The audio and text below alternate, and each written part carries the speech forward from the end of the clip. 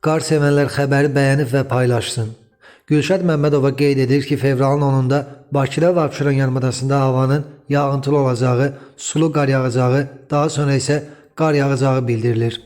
Gün ərzində ayrı-ayrı yerlərdə yağıntılar intensiv olacaq. Güclü şimal-qərb küləyi əsəcək. Temperatur gecə və gündüz 1-4 dərəcə isti, atmosfer təzyiqi isə 767 mm civə sütunu təşkil edəcək.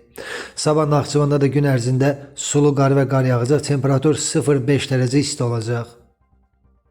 Azərbaycanın bir çox rayonlarında qar yağacaq, ayrı-ayrı yerlərdə intensiv olacaq, bəzi yerlərdə duman gözlənilir, qərb küləyi arabir güclənəcək, temperatur gecə 0-5, gündüz 5-8 dərəcə isti, dağlarda gecə 3-8 dərəcə şaxta, gündüz 0-3 dərəcə şaxta olacaq.